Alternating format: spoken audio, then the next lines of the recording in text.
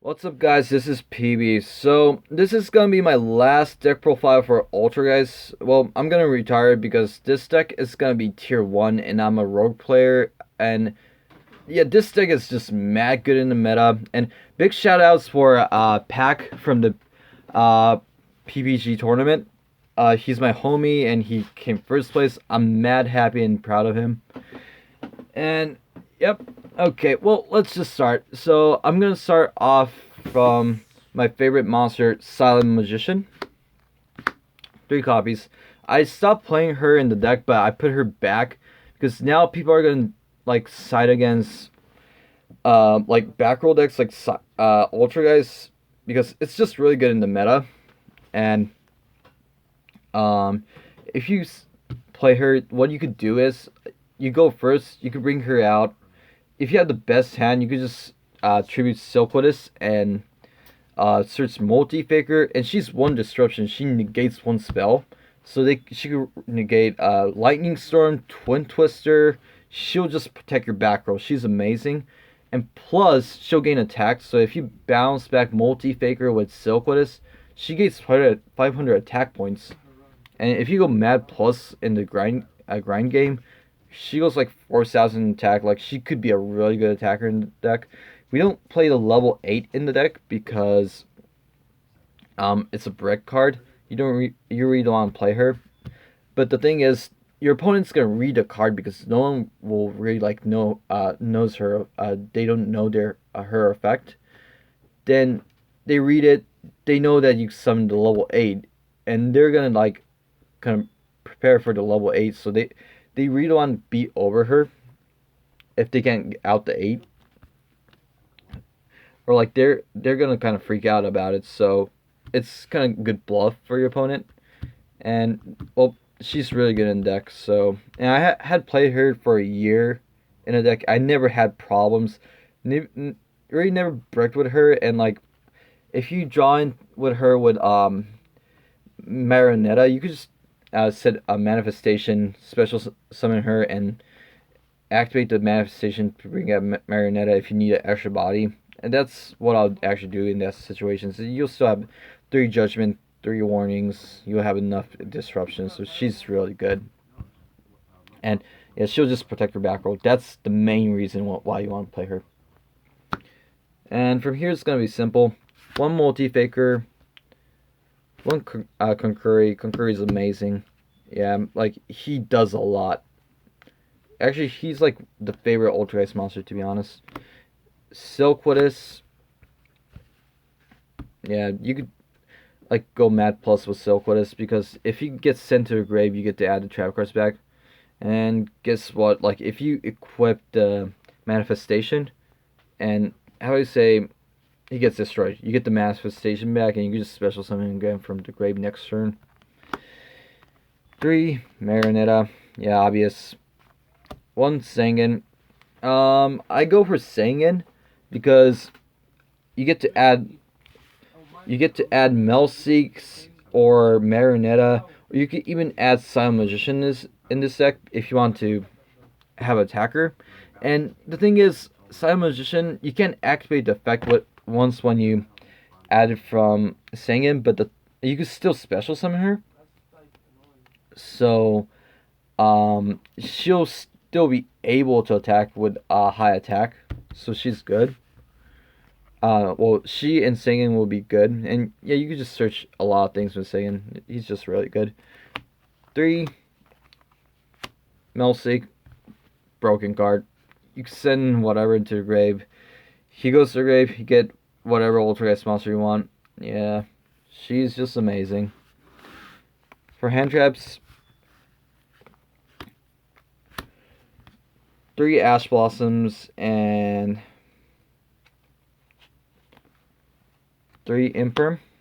Well, you know, it's a normal ratio for Ultras. Plays these 3, they're just really good. 3 Judgments and 1 Warning. I don't think Warning's that definite because a Judgment could do like most of the things what Warning does. It only can't negate the monster effects, so that's the only reason I play 1. And 3 strikes, 2 crackdowns, oops,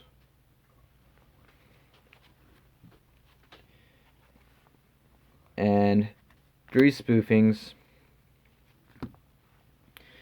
and 3 anti-spell. Well, the reason I play anti-spell is because you could, like, if you go first and you open it up with anti-spell, you could just really, like, stop most of the decks. Not most, but, like, you could even stop Orcus or, like, Spirals. You could also stop Spirals because they don't get to activate their field spell. And, yeah, like, Heroes get screwed up. And, Pendulums, they can't even do nothing. Well, yeah, I play this card in the main, and, like, I had top with this deck a lot of times at our locals, and people had hated my Altergeist a lot because of this one card.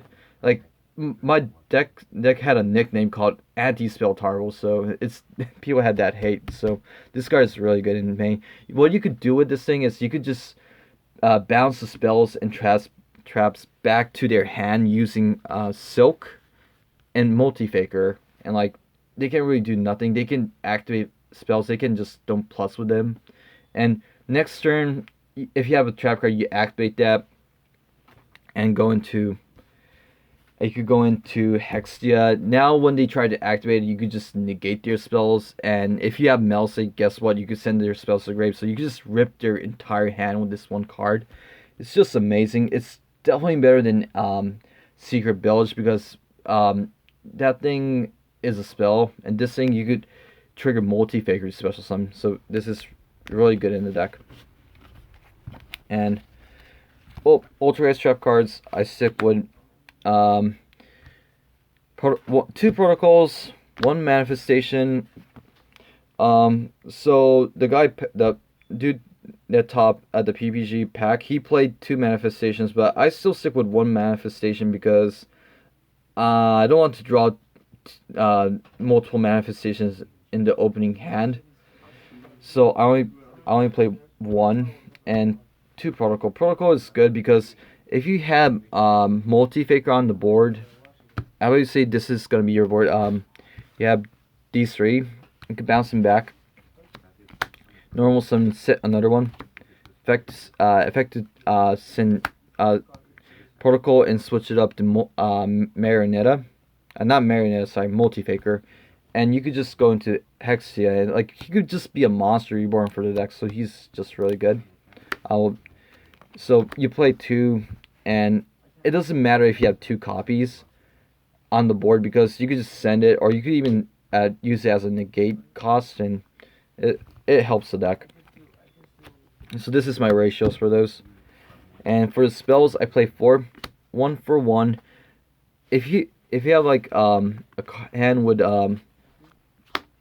Marionetta, Ash, and 1 for 1, you can discard the Ash, special summon Melseek and Marionetta, then set a trap card, link for 2, go into Hextia, then search your Marionetta.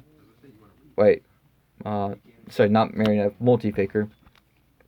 And you could have, like, the perfect opening, so this card is busted. So I play it, and 3 Extravagance. Well, it's just really good to have, like, a +1. It helps a lot, and you really don't use your extract. You can even win against your opponent without your extract, so it's good. Going to your extra deck, I play 3 Linkrebos,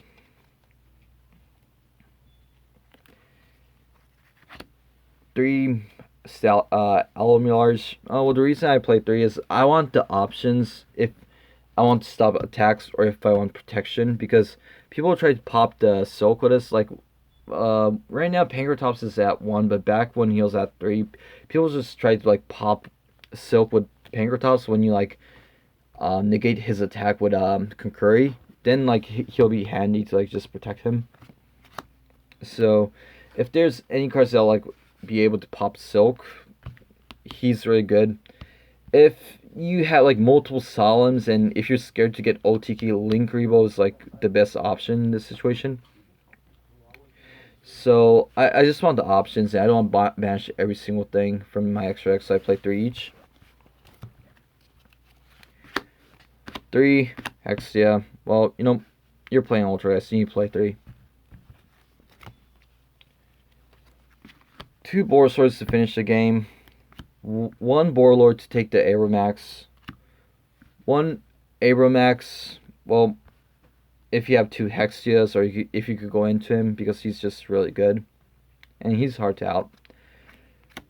And 2 BLS. I actually do some BLS a lot, because you could easily have 3 monsters, and if you have Crackdown, you can just take your opponent's monster. If it's a level 8, you get protection. If not, you just destroy a card by battle and just banish a card, gain 15 and be 45. And he's good. He's actually one of my favorite cards from an old school. I actually do collect him, and some stupid thing, I actually do have 3 copies of him. I just really like him.